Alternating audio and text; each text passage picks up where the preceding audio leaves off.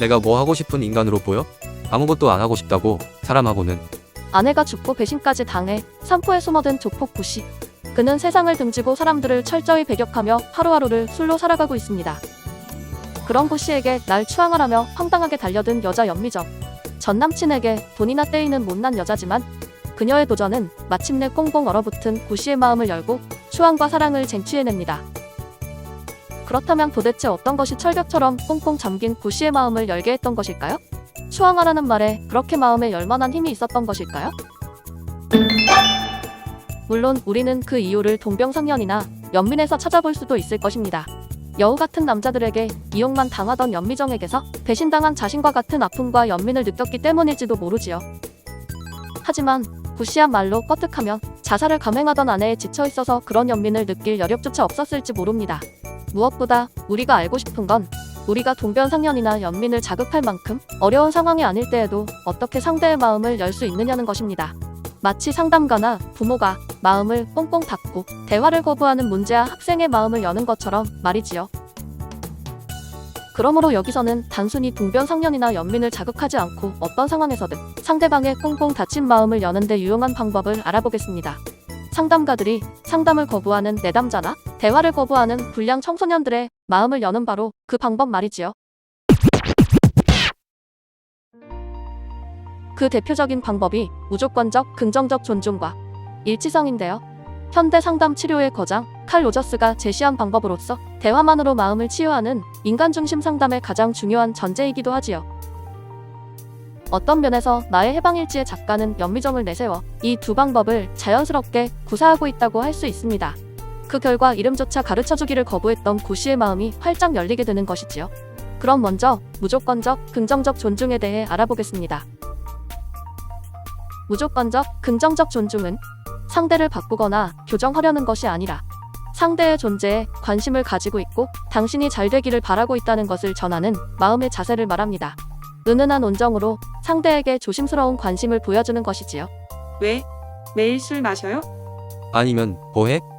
연미정은 다소 퉁명스럽게 구씨에게 말을 건네지만 다음과 같이 자신의 관심을 전해주지요. 할 일 줘요? 술 말고 할 일 줘요? 또한 상대방의 입장에 서서 다가올 겨울을 염려해 줍니다. 조금 있으면 겨울이에요. 겨울이 오면 살아있는 건 아무것도 없어요. 그렇게 앉아서 보고 있을 것도 없어요. 공장에 일도 없고 낮부터 마시면서 쓰레기 같은 기분 견디는 거 지옥 같을 거예요. 왜 그렇게 사냐고 질책하기보다 추앙이라도 해보라고 제안합니다. 당신은 어떤 일이든 해야 돼요. 날 추앙해요. 그렇게 추앙해보면 바뀌어 있을 거라고 제안합니다. 한편 구씨 역시 마음이 채워진 적이 없을 거라는 생각에 당돌하게 말하기도 하지요. 내가 추앙해 줄까요? 그쪽도 채워진 적이 없는 것 같아서. 필요하면 말해요. 무엇보다 천둥 번개가 치던 날 밤 연미정은 폭우 속 평상에 앉아있던 구씨를 구하려 달려갑니다. 자신을 위험에서 구하기 위해 달려든 연미정을 보며 구씨는 자신에 대한 진정한 관심과 자신의 존재에 대한 무조건적 긍정적 존중을 느끼게 되는 것이지요. 결국 그런 관심과 말들이 잔잔하게 구씨의 마음에 가 닿게 됩니다. 확실해? 돈이 오면 너도 나도 다른 사람이 돼 있는 거? 그래서 화창한 어느 날 미정의 모자를 가져오기 위해 멀리 뛰기를 합니다. 추앙을 시작한 것이지요.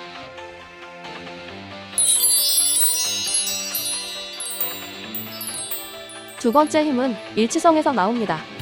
일치성은 상담자나 말하는 사람이 거짓과 꾸밈이 없이 자신의 마음과 말을 일치시켜 전달하는 것을 말합니다. 이때 전문가의 권위나 화자의 자존심보다 상대방에 대한 어려움이나 기대 등 살아 숨쉬는 현실의 한 사람으로서의 진짜 마음을 있는 그대로 전달하는 것이지요. 그리고 이 진실함에 상대방은 더 쉽게 마음의 곁을 내어주게 되는 것입니다. 연미정 또한 자신을 추앙하라고 하면서 자신의 진짜 마음을 말하지요. 날 추앙해요. 난 한 번은 채워지고 싶어. 이 말은 자신을 우러러보거나 지지하라고 명령하거나 지시하는 것이 아닙니다. 그것은 채워지지 않은 자신을 채워달라는 부탁. 함부로 내뱉기 힘든 자신의 바닥까지 보여주는 부탁이에요. 한 번은 채워지고 싶어. 개새끼, 개새끼. 내가 만났던 놈들은 다 개새끼.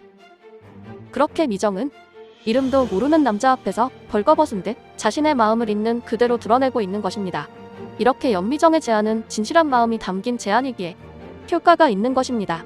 그저 상대를 바꾸려고 하는 제안은 참견과 비난에 불과한 것이지요. 그렇게 그녀는 언제나 솔직하게 자신의 느끼는 느낌을 그대로 이야기해주지요. 왜 이랬다 저랬다 해요? 괜찮았다가 차가웠다가. 실제 상담가들 역시 계속 저항하면서 대화를 회피하는 내담자들을 만나면 자신이 경험하는 감정을 그대로 드러내 보여줍니다. 물론 여전히 상대에 대한 관심과 존중을 유지하면서 말이지요. 그래서 보통 이런 대화가 오가게 되지요. 대화가 힘든 면이 있어요. 저도 어떻게 할지 망설여지기도 해요. 이렇게 상담가들이나 말하는 사람이 솔직히 마음을 드러낼 때, 그리고 그것들이 따뜻한 관심과 어우러질 때 서서히 마음이 열리는 것이지요. 저의 경우도 반항기 많은 청소년들의 마음에 다가갈 때, 그들이 문제아라는 사실을 떠나 학생들이 얼마나 또래 아이들과 어울리고 싶어 하는지, 학생들이 얼마나 이해받고 싶은지에 대한 그들만의 세상을 존중하려 노력합니다. 한편 친구들과 어울리면서 느끼는 나의 감정이나 평소 문제가 있는 학생에 대해 느끼는 마음도 이야기합니다.